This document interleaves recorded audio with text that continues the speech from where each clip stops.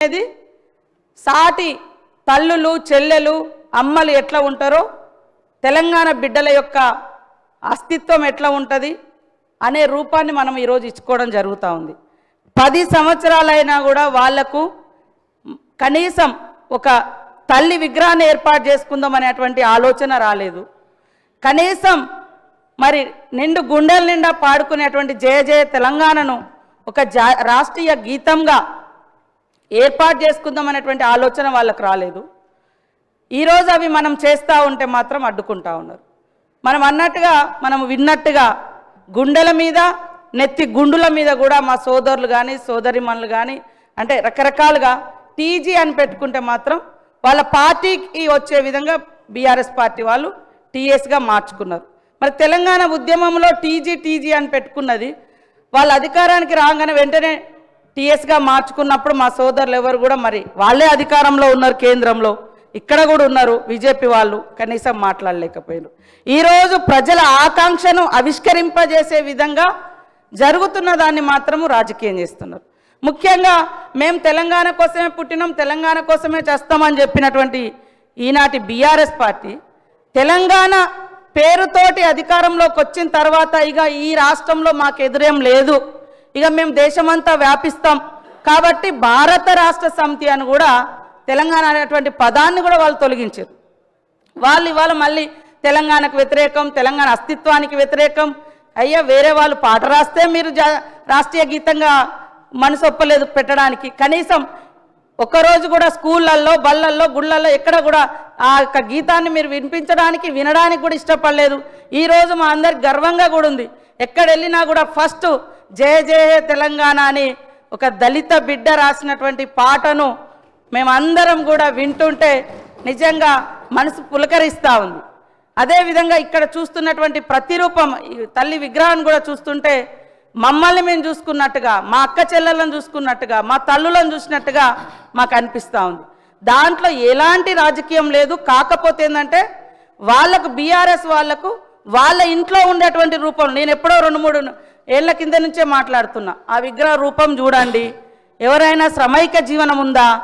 మీరు తెలంగాణ తల్లి విగ్రహం పెట్టండి, కానీ దేవత రూపం ఇచ్చి ఇవాళ కొంతమంది ధనము ధాన్యంతో ఉండొచ్చు, కానీ తెలంగాణ సమాజం అట్లా లేదు.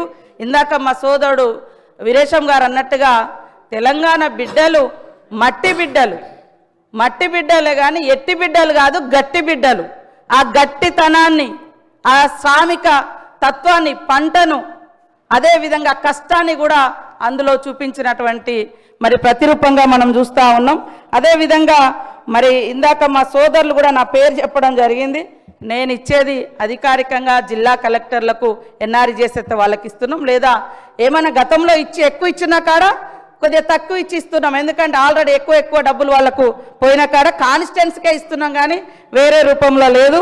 అదేవిధంగా ఇందాక మా వాళ్ళు మాట్లాడుతున్నారు మా బీజేపీ సోదరులు, మరి సోనియా గాంధీ గారిని మోడీ గారు తెలంగాణ ఎట్లా ఇచ్చినావు, తల్లిని చంపి నువ్వు బిడ్డనిచ్చినావు అని నిండు సభలో అవమానించిరు. ఆ రోజు కనీసం ఎవరు మీరు అది కాదు అని తెలంగాణ నుంచి మరి బీజేపీ నాయకులు కానీ బీఆర్ఎస్ నాయకులు కానీ దానికి ఆ యొక్క విధానాలకు వ్యతిరేకంగా మాట్లాడలేకపోయారు. కాబట్టి మేము ఎక్కడున్నా మేము పోరాటంలోనే ఉన్నాము. 1200 మందిని 1200 మంది అని ఆ రోజు కేసీఆర్ అని ఆయన అధికారానికి వచ్చినాక మళ్ళీ 400 మంది కుదించారు. కనీసం మీరైనా ఇవ్వలేదు.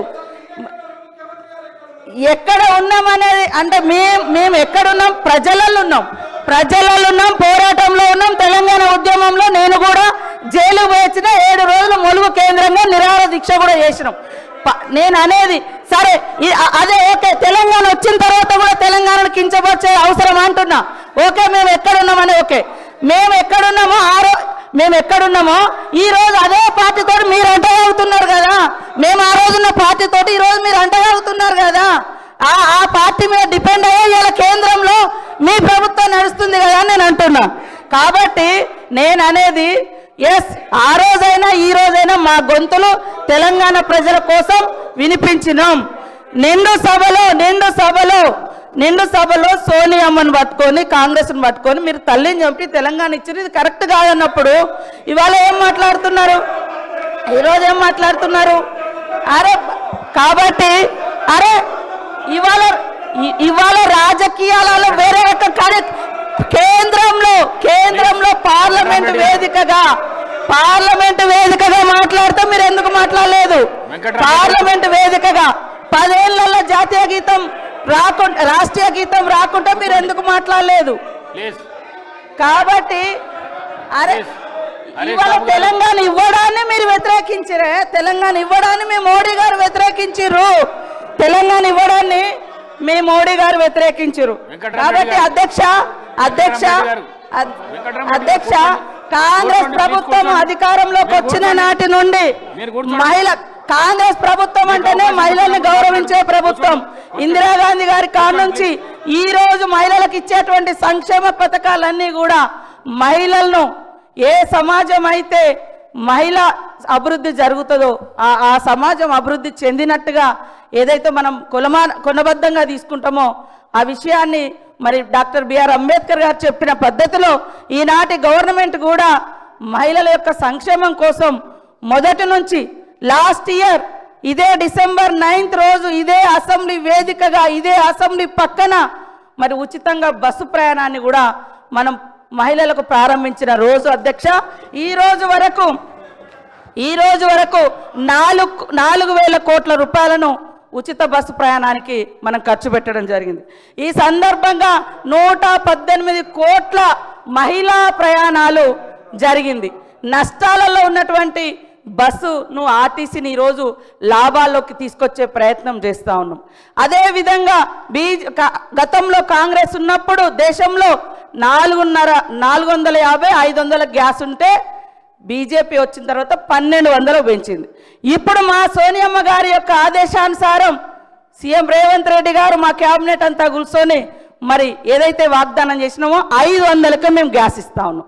పేదింటి బిడ్డలకు కూడా గుడిసెలో వెలుగు నింపాలని ఉచితంగా 200 యూనిట్ల కరెంటు కూడా ఇస్తా ఉన్నాం.